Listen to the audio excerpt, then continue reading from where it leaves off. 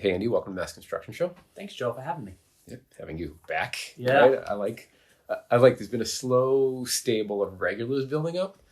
And I think people that listen will enjoy, or I think I shouldn't say will, I think they do enjoy hearing from people on a regular basis. Not that it has to be like scheduled, but, oh, this person's back. And I think different people make connections with certain people. Like, oh, hey, I'm kind of more of that way of thinking. I really want to hear what that person says, or I like this person's approach, stuff like that. So I think that's one of the nice things about doing a podcast is like a relationship that gets built to some degree. I know there's podcasts that I listen to that have kind of reoccurring guests, and there'll be certain ones where I'm like, oh, that person's back. That's the one I want to listen to, right? That's cool. Yeah. It doesn't make me any less nervous, but it's still, I like being here. I like talking about the industry and what we do as a company and what's going on in the marketplace. So it's great to inform people, and kind of I like listening to your podcast too. So it's good stuff. Yeah, it's also good. It like pushes you out of your comfort zone. Yeah. It's funny that you said that. I was talking on You're Not Alone.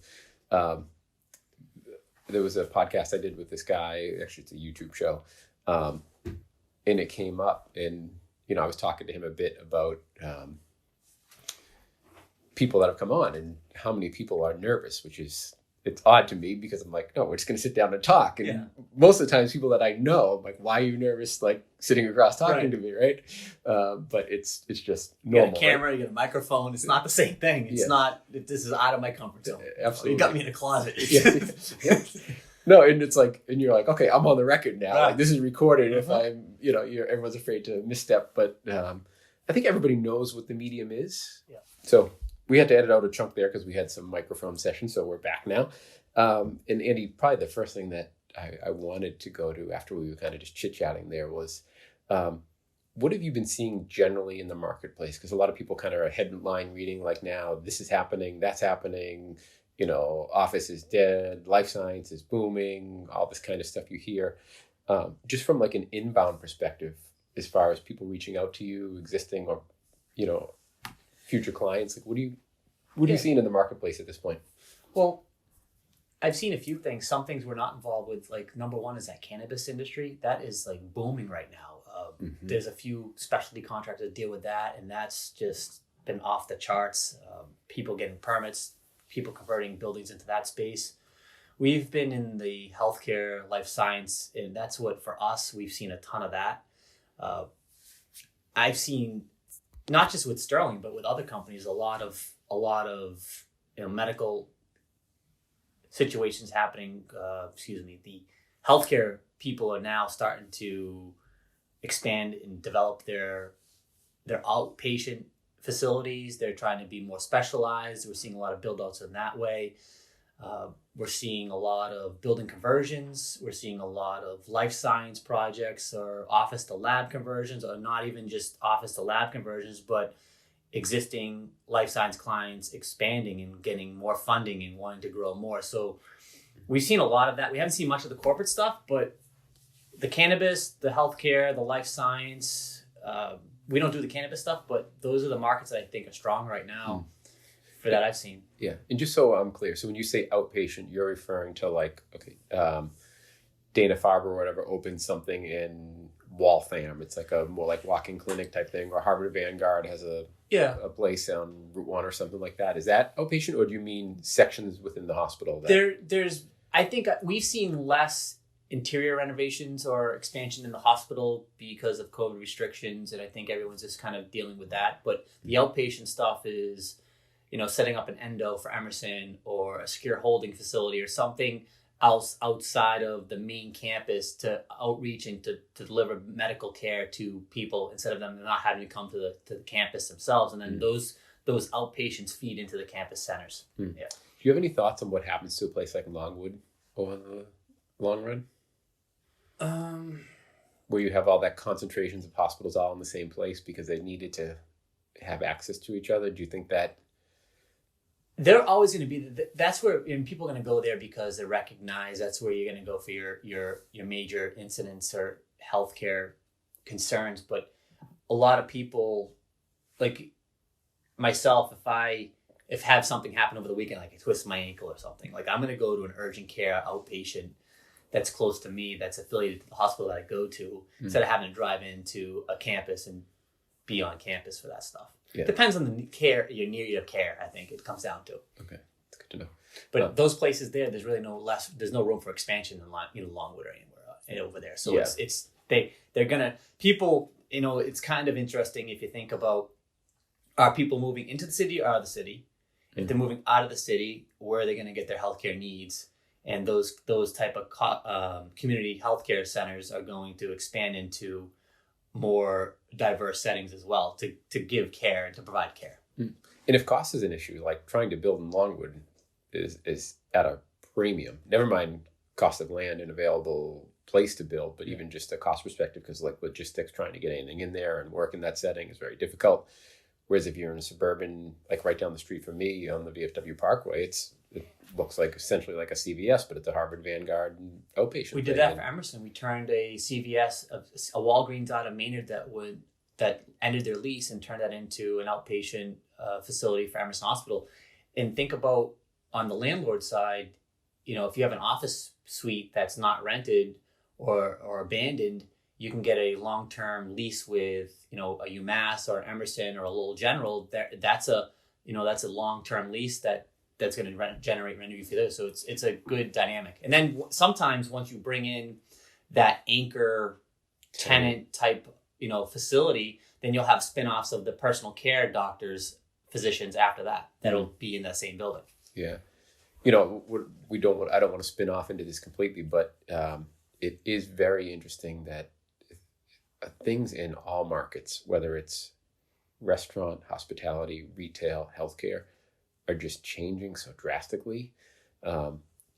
Mark Fisher from Construction Coordinators wrote something recently around like cloud kitchens and what's happening with that. That's something really interesting in the restaurant side of things. I read something this weekend that in the retail space, there was a contract signed in New York City, and it sounds like there's lots of them, and this isn't a completely new method, but the contract, the lease was you pay, just using random numbers here, $5,000 a month or 15% of your sales, whichever is greater. So that initial monthly number was lower than it would have been historically, right? Which allows retailers to kind of ride out in bad times, but if they start doing well, that landlord is making more money. So I was like, it's an interesting partnership. It's more of like a win-win. They want to do well, and then the landlord will do well at the same time. Yeah, and then so that's how it's structured. That is, kind of protects both parties to some degree. But then where they were getting into some problems was they said, what about online sales? Right. So if you buy something online and can pick it up in the store because it's convenient, who is that? Do you get a portion of that sales? That's a great lease negotiation term, right? And I understand where the landlord's coming from. They're saying, okay, so you're going to use my space, store all your stuff, and use it as a distribution center, and then you're going to say, oh no, we had no sales in the store, right? Like that's... Yeah, but then you could argue back saying, well, a portion of that sale goes towards that TI, the lease agreement amount that they have to pay instead of the whole portion because it wasn't purchased at the store because they came to the store. So it's like there's a fine road there they could figure out. Oh yeah. Yeah, no, I think you're right. That's probably the best solution, right? Where it's like, okay, if it's a physical in purchase. Someone walks in, buys it, it hits the 15%. If someone doesn't buy it and buys it online, picks it up, 7.5. It's a discount off that. Yeah. But either way, it just shows how, not just COVID, we were heading that way anyway, but it's changed. It's rapidly accelerated with COVID. A lot of these things that I think were happening because we were seeing outpatient stuff long before COVID hit, right? Yeah, we were seeing that move happen because campuses are only so big. They can only have a lot of times you can't put a meter addition on a campus. It's too tight. So they're going to go off campus and they're going to get into the community, diverse themselves, get the name out there, and hit different areas. So usually you see them in shopping centers now. Like Hudson has one for Emerson. The Point in Littleton has one for Emerson. Like they're out there now, diverse. Until you're getting your groceries, you can go get your physical and call it a day. Yeah, and like the efficiency, and And yes, I think it's all those same care. It's the same doctors. Yeah. Yeah. I mean, I have a good friend. Same thing. He makes his rounds between, Longwood to, 3 different outpatients, depending on what day it is. He's at a different place, but he's the downtown Longwood specialist. Right. And he just has different days at different places. I think all those things are true about getting out into the community and everything, and demographics and stuff like that, or like regional reach and things. But I do think that the dollars and cents are a big driver too, Of right? course. I mean, I only could imagine it's going to be a lot more economical to build that outpatient in Hudson than on Longwood Ave. Yeah. Right. And a lot of times it's converting existing office space into a medical office. So it's a complete rebuild, but at least the structure's there. Yeah. And we did the same thing for UMass. We built a new imaging center. It was a piece of property on campus that now feeds into the main campus that they had. And, it works because we're still doing them. Yeah. Yeah. And just to think of also, I know I keep bouncing back and harping on the same thing, but you start adding up having to work off hours because you're in an active hospital. Off hours, phasing plans, deliveries in a downtown area. It's just working in a medical institution on campus is probably the toughest construction out there because you can't. Besides working at Logan, you can't interfere with the operations of the business. Yeah, it's like that with anything, but this is now talking about people's healthcare. Yeah, and then compound it and put it in a tight downtown area. Yeah, it's just it becomes a nightmare, right? Yeah. And that's why it's usually only a few companies, right? Yeah. And you need to kind of build that trust with the takes institution. Time. For us, we've been doing it for 24 years now. Not as Sterling, but as Nathan and I on our own, and having that relationship with with our subs, that we use the right subs, we use the right partners, we work with the right design team. They're used to dealing with occupied construction work, and that's it definitely it's a little niche. Yeah, and in some cases it's down to the individuals. Oh yeah, right. Yep. Yes, we want you to do this, and we want Sally and Phil. Yeah. Otherwise it's not yours. Yeah, exactly. Right. Because they're used to dealing with those people, and it's So you've seen a lot on that healthcare front, for sure. Life science, we've talked quite a bit. You guys are doing a fair amount of it. I know you're doing lab, or I should say, office building to lab building conversions. Mm-hmm. Are you doing them? Are you seeing them? Are you seeing more people? Are you getting phone calls about it? We're getting a lot of calls. Yeah, I think everyone tries to do this. Every developer has been trying to figure out how to optimize their return on investment and figure out if getting X amount of square foot more in a lab is better than going for office and the initial investment. So we're getting calls from people. They're just thinking about it and saying, hey, what do you think of this property? So I'm spending a lot of time these days doing like a due diligence study, and for people that are about to purchase a building, saying, hey, can we convert this into a lab?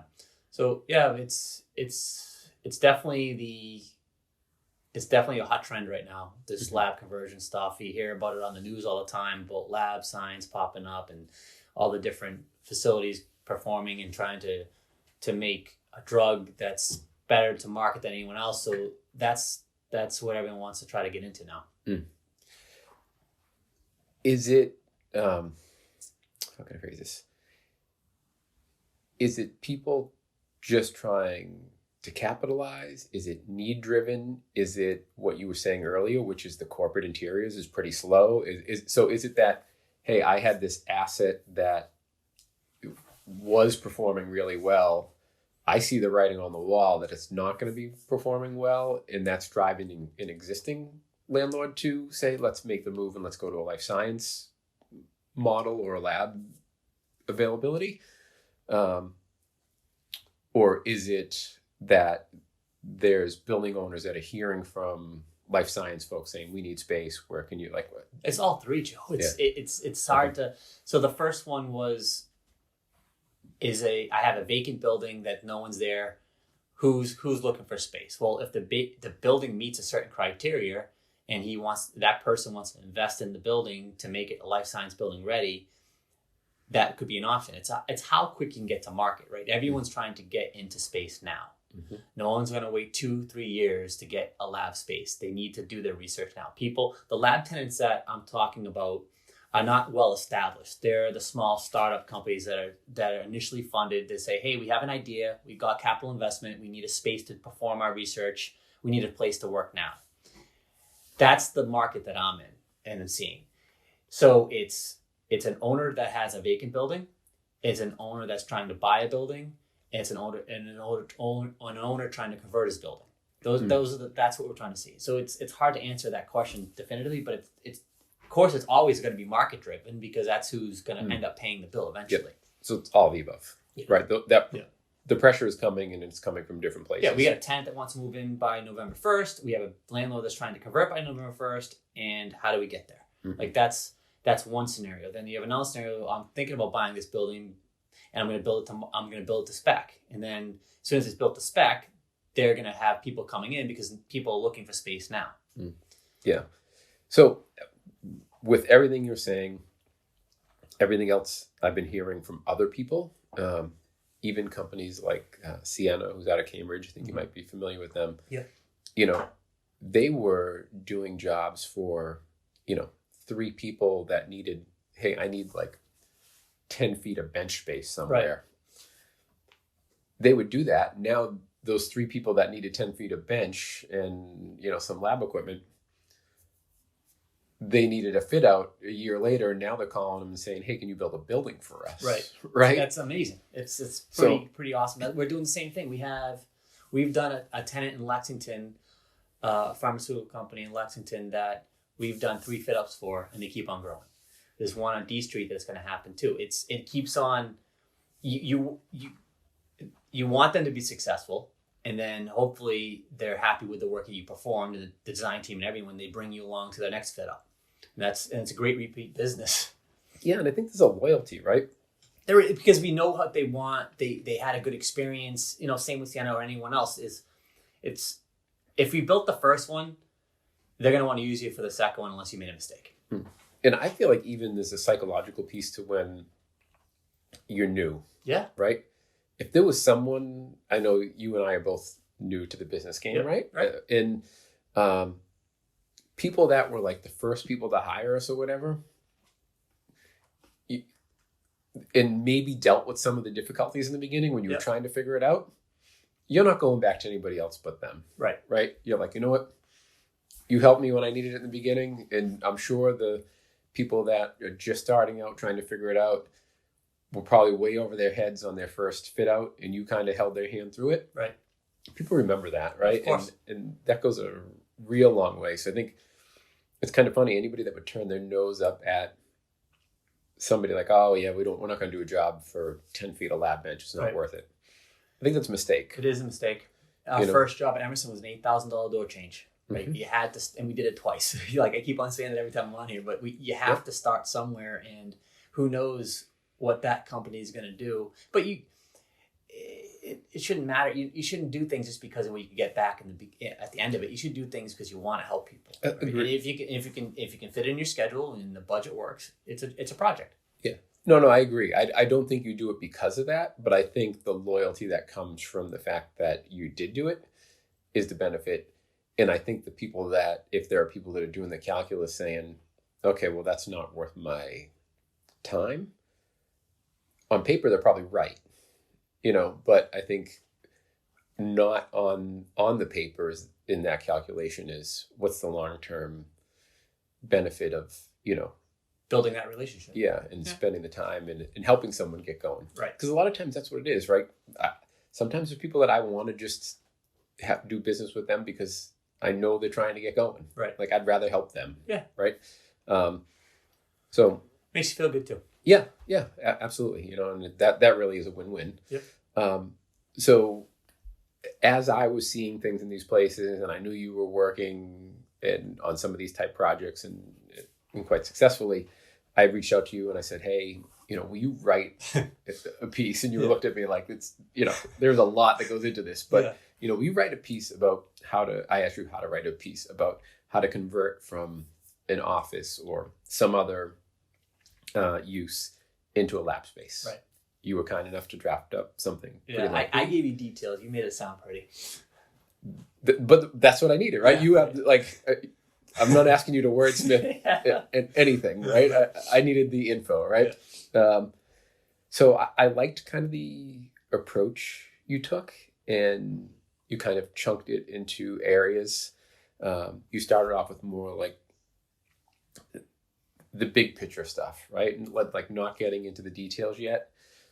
From a big picture perspective, you talked about like zoning. What were some of the other things that you said, like when you're first kind of taking a bite at the apple, and you don't have to, the size of the fan is not really what you're talking about yet, Right, but no. like how much space are you willing to give back space?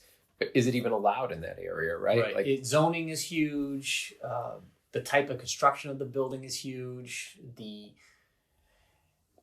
freight elevators, the little things that sometimes are not MEP related, you start off with and saying, is this a good fit? The deck height, the loading of the slabs, all those type of things come into play of, is this even a feasible option? You start there.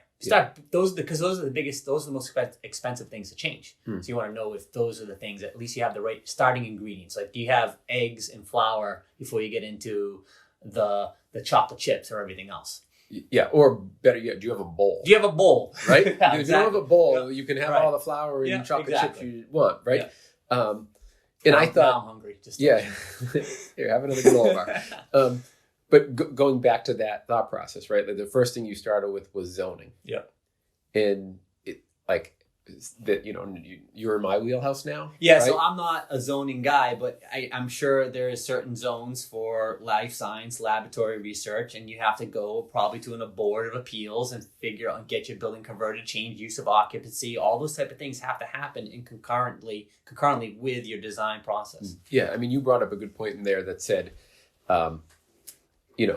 just because you have a commercial building, and I'm putting my quotes up there, right, does not mean you have it's zoned for research and development, life science, anything, right? That's not how zoning works. And people are very confused, right, when it comes to zoning. Myself included. Right? Where someone will come down and they'll say, oh, well, it's a retail space or it's a commercial building. It's got steel and concrete. Right? I can put anything I want. I can do commercial stuff here. Yeah. No, zoning is much more granular, right? And people don't understand that. So a lot of times they think like, oh, I have a office building, or a commercial building, I can do commercial things. Right. No, you can't. You can't put a restaurant in an office park. I mean, maybe you can, but it's not there's no built-in expectation. And each town's different. There. So it's just in each neighborhood's different in each town. So it's a big deal. Yeah, that's why I said it's very granular. Yep. Right? Because you could be like, oh, the people across the street have a lab. And you're like, okay, but if you look at the zoning map, that street delineates this side of the street is, XY zoning and that side is BC zoning. Exactly. Sorry, you can't build it there. Right. And they say, that's crazy. Yeah. They'll say, it might be, but at the end of the day, that's how it's structured. So at that point, what's the process? You got to go in through a board of appeals. You got to put in a special permit, and you go through the steps. And that takes time. That's multiple meetings and attorneys and all of this type of things. Right. And that's why it's the place to start, though, right? Yep. Because this is kind of do not pass go, do not collect $200, because stop the due diligence there almost. It's at the same time because you can run concurrently. You can run concurrently if you have a comfort level. You got to start with a conversation with someone in the town saying, "Is this even possible?" If they're red flagging no way, then you have to dig into deeper. But if you're getting the initial, this is definitely what we want. We want to improve our environment, and we want to bring that into our city or town. Then if you got people that want to work with you, they'll help you with the process. So zoning is number one. The structure, right? That's the big thing. For the deck heights, we talked about pressure of slabs. We talked about getting trucks in and out for deliveries. Like those are bigger picture things. Yeah, but that also overlaps with what you were saying again, like even zooming out even more, because to some degree that's specifics, right? Yeah. I think a conversation with, and I'm using your words, not mine, a conversation with the building owner saying, okay, if you do these upgrades and we quadruple the amount of shafts and the size of shafts you have in this building, and we add in a freight elevator and we put 6-foot wide corridors on every single floor and on in a loading dock that is now triple the size of what you have, and we put in these other ancillary rooms, are you willing to take 10,000 square feet out of your building right now, depending on the size of the building? Right. To do that so that conversion? turns into, so I'm not the best to speak to the lease, but they're taking square footage away from paying tenants, but they're also getting more in their usable, rentable, because it's part of that bigger pool of community space, right? Mm-hmm. So everyone pays a portion of the corridors, the amenities, the freights. So you may not get top dollar because it's not part of your initial rentable square foot or usable. It's the other conversion. So it's a give back, but it's not 100% give back. It's a portion. Yeah. Well, right. And but it has to happen, and it's an inconvenience. So if you're in an occupied building, you got to go put in an 8 square foot shaft in, 100 foot square foot shaft. Yeah. But if you got to go do that, you're inconveniencing all these tenants throughout these floors as you build this. So there's that piece as well as the give backs and everything else. Yeah. And there's a plus minus, right? Yeah. Which is, okay, I'm going to lose X square feet of rentable space per se, right? But my square foot cost that I can lease this for has gone up dramatically. Right. And you have to do that calculation of whether it's worth it. And then, like you said, if it's existing tenants there, what's the inconvenience to the existing tenants? Like, that's all the mental gymnastics and math that needs to happen on the front end, right? So you've got this building. Okay, can I make it? Let's look at the zoning. Can I even do it? Is it possible? What's the appetite for it? If I was to do it and I had to lose this much space, inconvenience my tenants, but I up the square foot cost, is that worth it to me, right? All those things kind of fit into that first, like, really big picture look at what it's going to be. And then that kind of rolls into what you were saying as far as like common amenities. Then you were saying, let's talk about ancillary facilities we're going to provide, right? Like chemical storage rooms. What are some of the other things that would need to go into that? So it goes from zoning into how you're going to build this place with the give backs, and then into the next big piece, which I don't think I mentioned in this article, is the control points, the control zones. So I'm not an expert at this. Vitale's are a great group that are a consultant, Chris Vitale, and he'll go into a building and determine where the control zones are. So do you understand what that is? Control zone, it has to do with the building code and the fire prevention code. So it's each floor is allowed to have X amount of flammable materials or chemicals or gas storage. So the first 3 floors hold the most amount. So the first floor can hold 100% of whatever the building's rated for. So if you have 4 control zones at 200 gallons a piece, that's 800 gallons that can be stored on the first floor. The second floor can only be 75% of that. Third floor and above is like 5%. So you think about a 9th floor tenant can only use 5% of the materials allowed in the building. I think I'm saying this right, roughly. But roughly. Yep. So that's why you have to build a chemical storage room in a zone on one of the first 3 floors to hold storage for anyone that can't allow to hold it in their own floor on the site. So think about this big picture wise. You got a tenant that wants to come in that has to use X amount of chemicals. You have to know that while you're developing your lease, so that you can tell them, you're only allowed to use 4 gallons a day. Otherwise, you have to bring it down to the chemical storage, and that has to stay down there. And so if you don't have that figured out, that tenant may not know that and may want to bring in 20 gallons a day or whatever the numbers are. But that's really important, is figuring out, the control zones, but what type of tenants you're going to have, what type of chemicals are going to be in the building. And it's a complete different animal in science outside of the construction part. Yeah, that's wild. Because you know what? I always, having seen them, you'd always see that usually the chemical storage room is off of the loading dock. And I always just thought it was because, the deliveries come and that's where you load it there. But like, that's worth it. This whole conversation is worth it because I just learned that right there. And honestly, I understood it enough, but the people, this is its own business of how to set up control zones on a building. They look at the type of construction of the building. They figure out how much then they go to the code, and the code's not easy to understand. So these people, they'll look at the charts, and it's types of chemicals, and they have to figure out what types of chemicals fall in those types of chemicals, and then determine that by the floor, figure out what it is per zone, and then do the calculation. So it's a whole science that has to happen the same time as you're trying to write leases, so that you can make sure your lease and your tenants understand what they're allowed to do in their space. Yeah. And it's funny, I know two people, both on the fire services side, that I knew that they would do the annual lab inspections, and they would get into quantities of how much fuel are in the building, but I didn't know that. That's probably gas, a huge it's part of chemicals, what they're doing. it's all that stuff. Yeah. Yeah, so like Paul Fitzpatrick now, he used to just head up the construction fire safety group. He now handles that as well. And then Lieutenant Towski was doing it in Cambridge. I don't know if he still does it because he's got a new role there, but that's funny. I learned a new part of what those guys are doing. It's interesting. Huge part of it. So that's where you're getting and looking at what are you willing to provide as a landlord, right? So the landlord needs to provide a place to put the chemicals, because they're not allowed to, if they're going to bring in a tenant in, the tenant's not allowed to keep them on the floor per the percentage of occupied floor based on the control zone. So they have to provide a chemical storage room facility in that building for the chemicals to be stored in properly in locked fire cabinets and all that fun stuff. Yeah. And then that gets into whether you as a landlord even want to provide that or not, right? Because we start to, again, stay in big picture. Do you want to give the vanilla box with just the MEP That's all it infrastructure? is. Usually on chem storage, that part is just a vanilla box set up with the right air handlers, the right epoxy flooring, all the right the fire suppression, all that stuff. And then each tenant each floor is assigned a quadrant in that room, and is allowed to bring in their stored materials in their own boxes from there.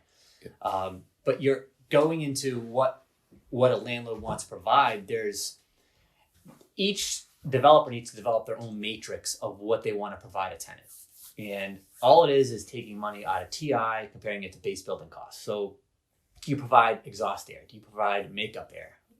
Do you provide hot water for the reheats? Do you provide the tepid water? Do you provide pH systems? Or do you just provide provisions for them to do their own? It has to happen either way, because you need these components to have a functioning lab. It's depending on who's paying for it, where does it come into the deal, and do you have your building fully set up for lab conversion, or do you just do a partial setup and the onus is on the TI fit up amount? So there's such a bigger picture of like a broker side of that we're just involved with the construction side. But it's interesting how each tenant and each landlord position their deals differently. Yeah, and that's why I want to bring it up, because I think you just said it. It's interesting, right? It is. How does that get structured? And that's part of that original, where we're still in the big picture realm part of the conversation. What does that owner want to provide? Is it just a shaft? And then if you need to run RO water up, like, hey, there's your shaft, you need to run gases, like there's a space, go for it. Versus, so a scenario like that tenant fit up would cost more money.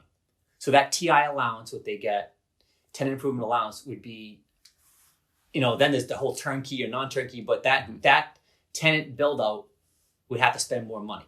So think about the original conversation where you're building these fit ups for unestablished companies. You're building them for people that need just some lab office space, that are not building their own brand new 30,000, 40,000, 75,000 square foot building that are already funded. So do you think, those type of tenants want to have something that's plug and play ready to go. So that's the whole market question too. Yeah. I actually, going along with that theme, I remember hearing someone from Matimco, like MIT's real estate side of things, where I want to say he was saying that they'll actually lease lab space by the bench foot. Yep. Yeah, right? they'll have labs fully benched out, hoods, biosafety cabinets, autoclaves. They'll have it's just like that test kitchen thing where people just have build kitchens and people can use the kitchen. It's fully vetted places it's called incubator space. That's what it's called. Yeah, I mean, and it's no different than like if I needed to. There's a share an office. Yeah, or there's this thing in Brighton or Ralston's called, I think it's called Podcast Garage. Yeah. You can go rent Do they have podcast better space. Do they have better snacks? They probably have better snacks. They probably have better mics, better equipment, and it's like they've got all the sound dampening stuff and the whole 9 yards. And for someone who's starting up and doesn't have all their own equipment, like Right. to have it, like, so yeah, that's part of the calculation. So if you're looking for Merck Pharmaceuticals to come in, they're probably going to want to put all their own infrastructure in or whatever. I'm just making stuff out. Maybe they wouldn't, but if it's 3 people that just started their own startup, They're concerned with their research. They don't want to think about construction. They want to plug and play and go. Yeah. They want a turnkey system. Yeah. And that gets into like, as the landlord's decision or the building owner's decision, who are you targeting here? Right. Well, it's also for them, it's more upfront costs. So they have to figure out their own capital resources and saying, do I put in my own tepid water, my own non-potable water risers? Do I do all this infrastructure work that's going to make my tenant fit ups cost less on that side, but also speed to market? So think about if you get all your infrastructure in place, full turnkey, now you're just doing a fit up in that space where you're not going through the shafts and not building in your own pH. You have it established. You can just plug and play, and that's a quicker turnaround in construction than it is if you have to go through the whole building putting in infrastructure for every single fit up. Yeah, and then you start even think about like it's going to cost more money in the end of the day. Yeah, and then dealing with utilities, right? So like picture how that could slow things down if you want to start collecting rent, and you've got a tenant each tenant is coming in and they're trying to deal with all not that you wouldn't have the power there, but like maybe they didn't have enough gas or right. Like your main utilities would probably be done in the early stages to make sure you have X amount of KVA, X amount of BTUs up front to support whatever your... So back to the first decision is you have to decide, we didn't even talk about this, but you have to decide how many square feet you want to convert into lab.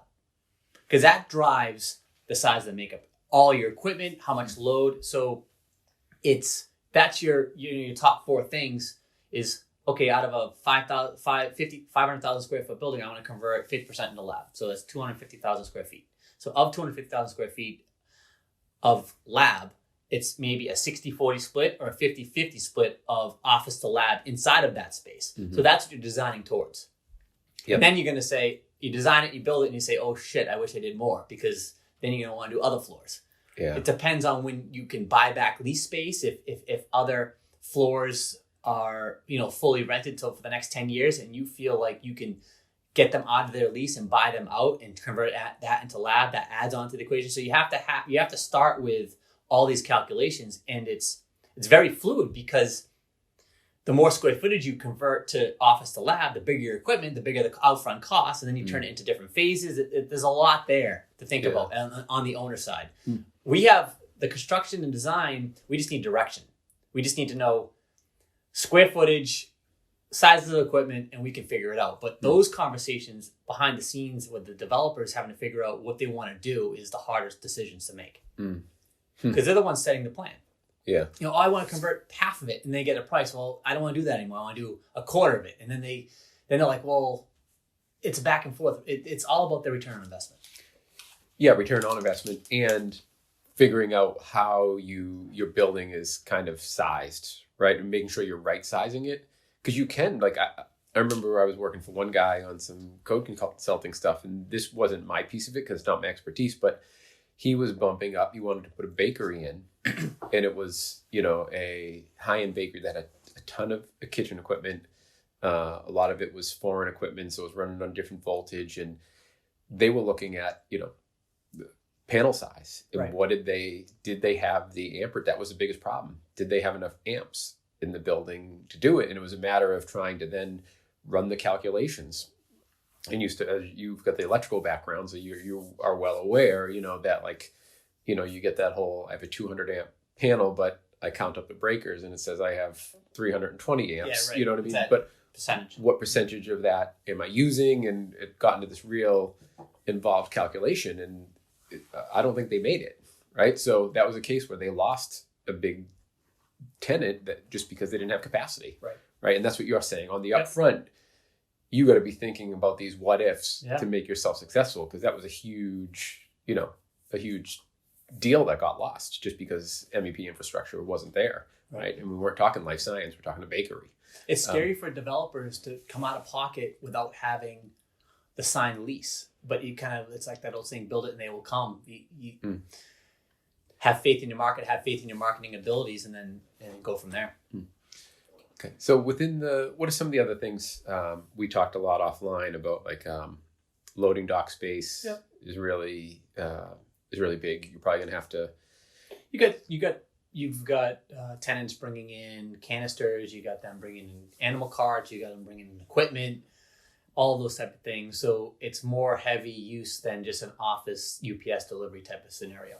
Yep. And then they're going to need access to a freight elevator to get into their floors, and the freight elevator has to be big enough and then coming out of the freight elevator, having pinch points to make sure they can get from the freight elevator to their space. Because you get from load and dock to freight elevator, but if you can't get off on the 8th floor and into your suite, it doesn't do you any good.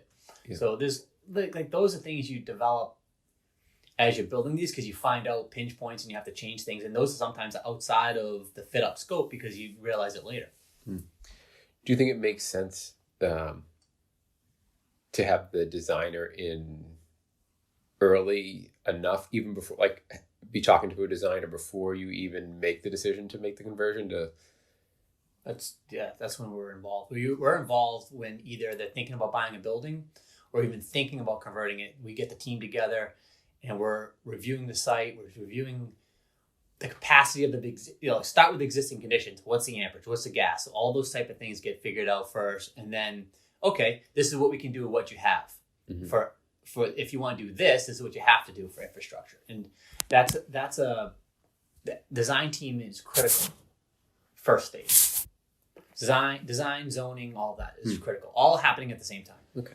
So we're looking at loading dock, we're looking at freight elevators, chem storage room we already talked about. You've mentioned in the article the new pH neutralization room, and that's really just treating the water.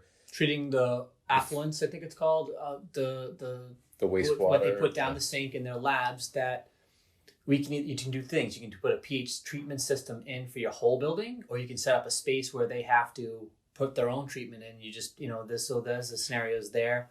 MWRA permitting is part of it. Once people move in, there's a lot of aspects to that. And that's where you're saying you have, so either just for people that don't know what we're talking about here. So you dump hydrochloric acid down the drain, right? We don't want that going straight into the water system. Right. That water gets treated before it heads out. It gets treated in the system, in the pH components to be back to neutral zero. Whatever it has to be. And that can either be in everything that comes out of every floor goes through one central thing before it goes out of the building, which is rated for how many tenants you have and how much space, or you have build a room just like chemical storage that will house every single tenant's own pH system for their own. So that means, then do you say, do I just put the stacks in for every tenant for future and they connect their own stuff, or do you not put any stacks in? Like, there's so many different ways to skin that cat. Yeah, and I think you referred to like the localized one with like a chip tank. But those are really one-offs. Most inspectors don't like seeing those, so that's kind of like a last-minute thing if it's even allowed sometimes. Yeah, so it's like if you wanted to put a bathroom in a basement and you were too low and you put a pump in, they're like, it's not really great. It may go once, but if you're renovating and doing a $3 million build-out, you're not putting chip tanks. Yeah, got it. Awesome. All right, and then we start looking at the mechanical systems. Yeah, those are my favorites. Yeah, because this is where it, although what we just said was really involved, this is kind of where the rubber meets the road, right? Because this, again, is getting back to that. You have the capacity. Is your building size for this? You're going to start dealing with, Eversource and National Grid and all that kind of stuff. Which takes months and months and months to get new services put into your building.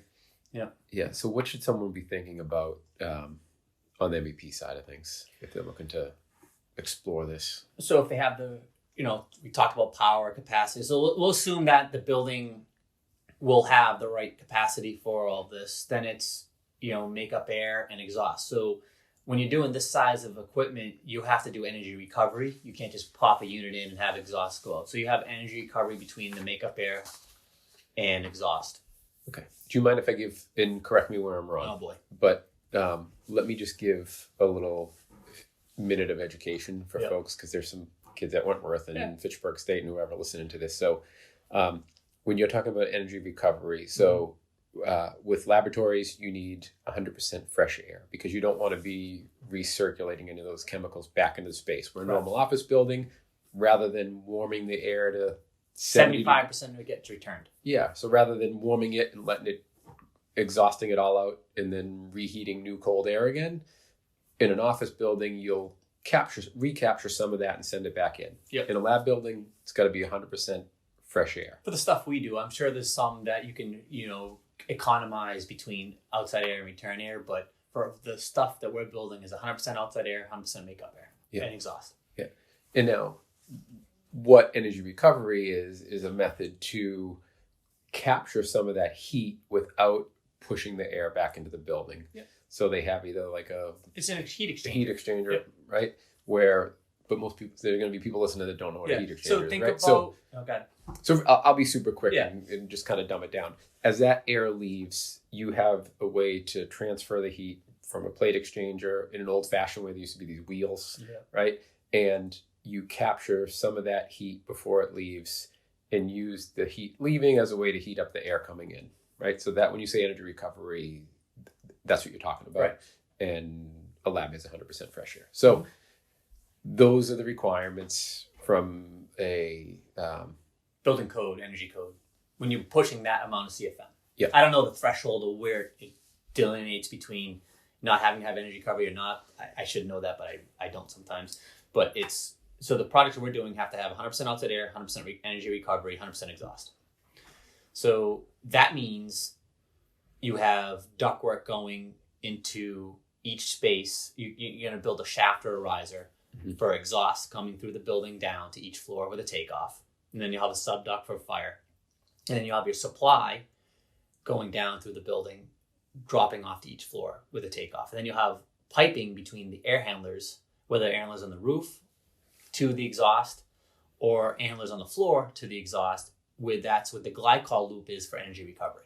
And there's a preheat coil inside the air handler that's the glycol is getting heat transfer from the energy recovery part of the exhaust air handler, and that's feeding a preheat coil in the makeup air. So the makeup air is then either it's reheat itself, either gas or hot water.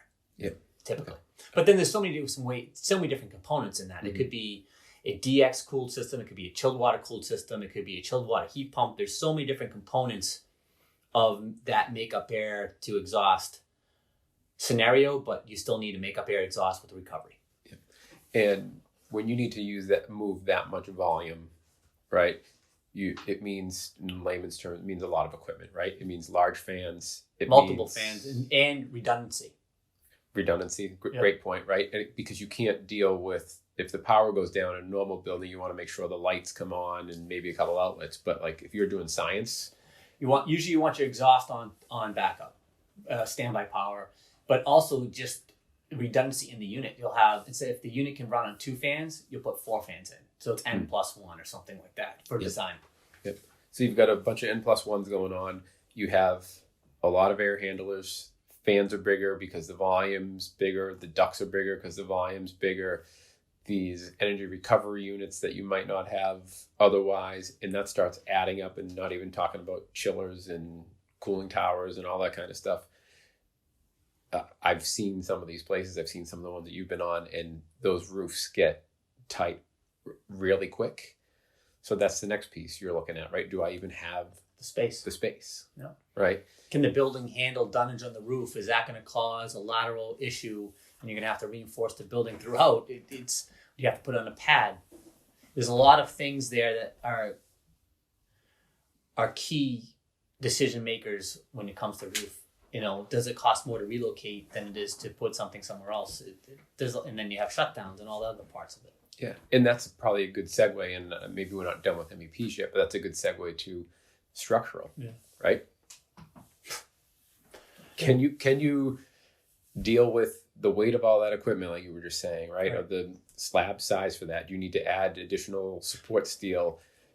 We're talking about big ducts, right? Because of the volume. Do you have the ceiling heights to fit the ductwork and the pipe that's going there, right? Yeah, there's 2 ways to get ductwork down a building, either outside the building or inside the building. Outside the building, if the building has a structural component that can support that. Otherwise, you're cutting shafts inside the building. But on the roof, it's not just the weight of the equipment, it's the extra load of lateral load, snow load that creates now. You're putting things 4 or 5 feet off the deck, and these are mammoth equipment. So it's not just a load down. It's not just a load. It's also load for snow load, which people, the engineers think about, but it's not always something in your top of your head that you're thinking about, that snow load is going to cause the building to put more load on the lateral side of it. And you need now stiffen all your existing columns and beams, and that's all occupied. So you're going in there, opening up columns, which are drywalled. So then you're opening a column, removing fireproofing. You're installing a flange, a welded piece of flat steel in every flange to stiffen it, then reproofing. That's a big financial task, as well as inconvenience for all the occupied tenants. Like those can be deal breakers right away. But it all starts with like the initial questions: how much square footage do I want to convert into lab, and what is my building can handle? And then you get into these details, and then this is when the cost, like your job could go up $3 million just for structural improvements alone, and you say that's a deal breaker. I don't want to do it. But the MEPs and all the other stuff is fine. Yeah, it's crazy. And we're not even getting into what about accessing the equipment, right? You can't just slap everything. You got to be able to get to that equipment. You need to maintain that equipment. And if you've got an existing building that is a ladder with a hatch to get up on the roof, like no, most of these buildings have full stairs now to the roof. Yeah, but I'm saying if you're in a conversion, and I see plenty of buildings where it's just a hatch as the roof access, and that's not flying, right? So now you're talking about extending stairs, putting a head house again, so there's a lot involved. That seems like a very dumb statement to say. Obviously, there's a lot involved. But there's a reason why there's only so many people in the market doing this and so many people doing it well. And everyone's trying to get into this, but there's a lot of things that are unknown, that you have to have the right professionals involved, whether it's design, construction, code consultants, all that you have to have the right team assembled to help you guide this. Yeah. Now, when you're trying to navigate this with all these, the right consultants, and Vitalis is it? Vitalis, yeah. Vitalis. Yeah, they handle all of the control areas and things like that. Yeah. So hazmat. You're bringing all these designers and consultants and experts in, and the big thing is when then they're trying to guide you through this this complicated process. If it's a new building, that's kind of a different animal. You can design it properly from Jump Street, but you've got either an empty conversion or an occupied conversion where it gets really tricky, right? Do you think I would in my mind, I'm thinking occupied conversion, like is prefabrication is got to be a huge part of this? It is. It depends if you can allow it. So like a project we did at D Street, we were able to prefab with Cox Engineering. We prefabbed all of the duct risers and the pipe risers outside the building and dropped them in on cranes. But then from inside the building on, we couldn't prefab. Another scenario is we're going to create a different project. We're creating a large shaft inside the building, and we're taking that shaft right to the roof, and we're going to crane down a lot of the MEPs prefab. So when you can prefab, that's huge, but a lot of occupied stuff you can't. When times we occupy, we're relocating tenants temporarily. Putting them in different space, fitting up their space. It's kind of like an enabling project. We'll do that, then we'll go into their space and create the shaft and then move them back. So there's a lot of that work going on. Yeah, I mean, I like what you guys did with it's in the article, and for people listening, like, please, we're just scratching the surface of what's in the article. We're scratching the surface of this whole thing in general. Yeah. I'm not an expert either, so yeah, and Annie was never claiming to be an expert, but what I needed was someone who was familiar with the process, has done it, was comfortable with it, and could talk intelligently about all of it. Not to be an expert in any of it, but like cover all the bases, right? Because if you bring in someone that is super geeked out, knows everything about lab mechanicals, but they can't talk about the other, wouldn't even think to talk about zoning at all, right? That wouldn't be on their purview. They'd be like, oh no, we need so many kVA, and the bend on the ductwork because you're going to lose velocity or in CFM, like that's too much, right? So I needed. So yes, you're not claiming to be an expert. and now I forget where I was going with this. Oh, it was what I thought was really cool was in the article, we showed a picture of it. It was the ductwork mounted to the side of the building, because we were talking, or you were talking about, it was a way to actually gain square footage. Correct. Right? Because, okay, we could either make the shaft bigger and put this thing inside and inconvenience all this other tenant, and we don't have that square footage. So you almost did an addition to your building, essentially, right? We're going to put that ductwork outside. You prefabbed it. They insulated it in the shop, so it came out color match insulation. Yeah, so you're stealing my line, Danny. I'm going there. But yeah, so they matched the existing brick, so the ductwork blended in. They wrapped it, insulated, and painted it in the shop. Flew it out in one shot, and dropped it in. And it was like, okay, I just gained square footage. Yep. I prefabricated. I ran a 50, 60 foot duct shaft in a matter of a couple hours. Right. And up 9 stories. Yeah. Right. Bolted it and I'm done. Yeah. So the process was we fabricated all the brackets first, installed all the brackets on the whole riser, and then went in and brought in all the sheet metal and pipe the same way. Just brought it in. Yeah. So it saved time. That building didn't allow for us to put a shaft in. So this was, we did a due diligence study of putting a shaft into that building. The cost was exponential. So we figured out a plan B, which is go outside. So it helped the model that building make that project a success financially.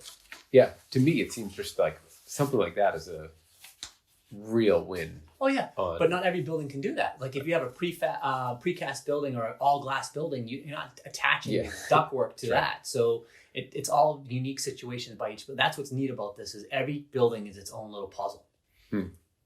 Yeah, and that's where it's funny. I think in the long run, the people that are building new buildings are gonna get squeezed to some degree, because as prefabrication and modular gets better and better, it's just less man hours on site, less management needed as a whole, less coordination, right? Like all that stuff.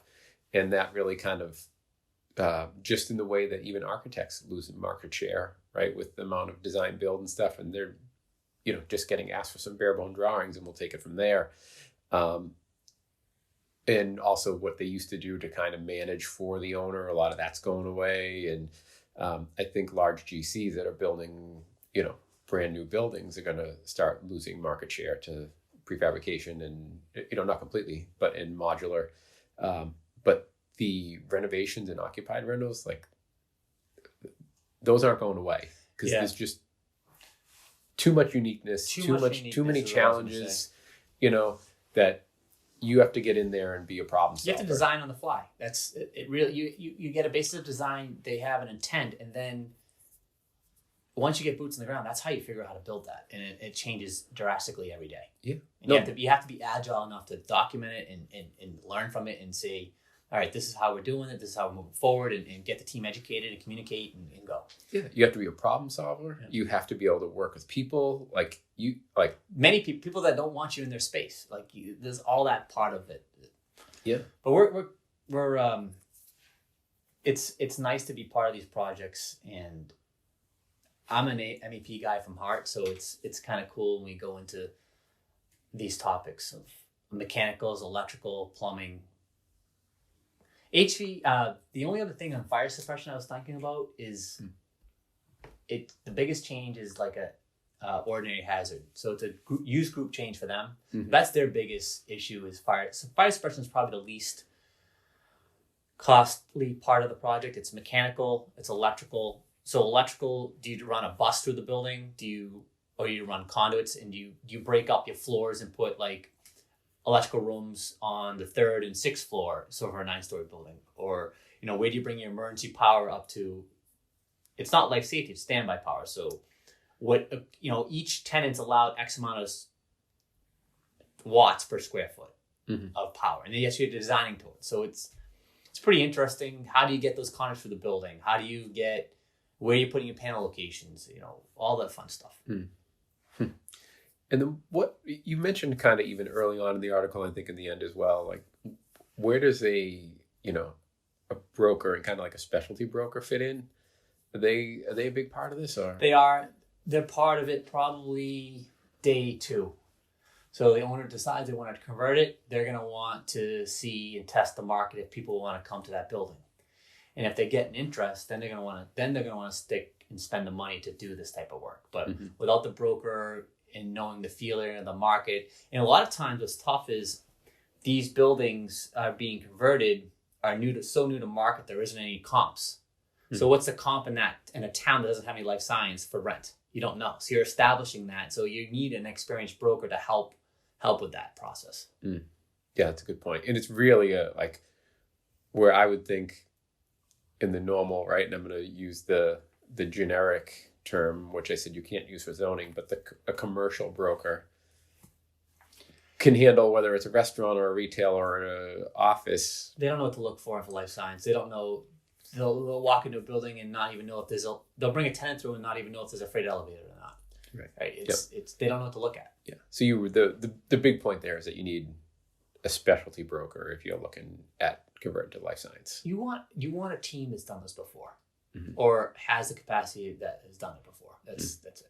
The subs, the design team, the consultants, the broker. You want to pile yourself with a team that has experience in lab conversions and that can chew through this for you. And look, I could walk a building right now and know if it's a good deal or not. Because I've done it enough with people and seen bad ones and good ones. Yeah, you can kind of see where the problems are going to be right up front. Right up front. If you're putting a peach plant on a first floor and you have to dig down and you're surrounded by wetlands, you're going to have problems in that soil. That's not going to be a viable solution. Because pH has to be lower than everything else. Awesome. All right. Well, I want everybody to go read this article. I think it's worth it. Go to massconstruction.org. Follow Andy on LinkedIn. He kind of shares some stuff there as well. Follow Sterling. He has a business that's growing like mine. It would be great to have more people see the kind of stuff that Andy's doing. And then seeing, we usually bring you in here to kind of give a state of the union where Sterling's at. Actually recently brought on a guy, Dan Conley, who just started Block Builders out of Bellingham. And him and a couple other guys, they were 5 weeks into business. So it was kind of like, all right, he was a friend, and like I liked the way he's operated for years just as an individual. And I was like, all right, like you came on at what, like 2 or 3 years in? I think second year. Yeah, second year in. I think I came in year 4. We're celebrating our 5th year this year. Yeah, crazy. Yeah, it goes by quick. Yeah, so good for them. Yeah. 5 days, 5 weeks. Awesome. 5 weeks. He was 5 weeks in business. I said, all right, let's talk about it. What the hell happened? And so that was fun to do. But people like to hear what's happening. Folks that have heard the other ones that you've been on. So maybe let's just steal 5 minutes and do what's the state of the union. What's happening from a Sterling perspective? You're going on 5 years, right? We're going on April 22nd. Will be 5 years for our company. It's been amazing. We're so blessed with the people that we work with, the people we work for. We're going to have another record year. Every year, it seems like it's a record year. We're going from 20 to 30. This year, I think it's going to be a $40 million year. We've got a great core of people. We're doing that with 12 people, which shows you how all the tools that we set up in the beginning are making us so efficient that we can focus on our clients and our clients' needs. I'm reading a book right now that a friend of mine gave me that I don't have the title for, so I'll have to send it to you, but it's about true profit. And what's interesting about it is this company is one of the largest non-public companies out there. Okay. Yep. And the son took it over and converted it into that size company. But his biggest deal was true profit. And he had a saying, which it's hard to remember. But the point is to always evolve your company around your client's needs and not to stay stagnant. And at Sterling, we're always trying to improve our processes, what our clients are looking for, and it's shown to be successful. Our issue now is our clients or our tenants or the people that we've done work for have gone to other places to work, and they want us to work for them there. And we're our concern now is, can we handle this type of growth with the right people and still support our core clients. And it's a tough one for us. We're going through it now, but I want to thank all of our people that support us, our clients, and the people that work with us, our subs. It's just, I never would have thought 5 years this would happen to us. In a million years. It's remarkable. It really is remarkable. We just put out a new website that's gone live now. It's kind of, before our website was just basically about, some small projects that we've done. But we've got some significant projects on there, and our clients have some testimonials, and it's really turning into something kind of great. And you're all grown up now. Yeah, I know. You're a big part of our training. Like we got into, is it Krista? Krista helped out with our training and getting us a grant. So we're evolving into more than just this. We're a mid-sized construction management firm that's legit, and it's amazing to say that and be proud of it. And I'm proud of everyone we work with. I really am. That's great. And now, how about what are the challenges that you're facing right now? I mean, challenge is saying no to projects for core clients, which I can't do, and that means we got to find the right people to grow with us. And the opportunity for us is, it's not about knowing the most, or I don't care how much a person knows. I like to have them have a little bit of information about construction, but the right energy, the right personality that's going to jive with us, that is very entrepreneurial thinking. That's the type of person we're looking for. And we've been interviewing for the last couple of weeks now. We've got a couple of good candidates we're thinking about bringing on, and that's going to help us deliver better service to our clients, so we're not overtaxing our own people that we have, and just expanding a little. But maybe 1 or 2 more hires at the most. But everything's been good. It's really been good. That's great. Yeah, we didn't slow down much in COVID. It's the healthcare. Emerson, related Beale, Melrose Wakefield, UMass. Those are our core babies, and they take good care of us, and we take good care of them. Awesome. All right. Well, Andy, as always, thanks for coming by. Thanks, man. Great seeing you, and I'm sure you'll be back soon. All right. Awesome.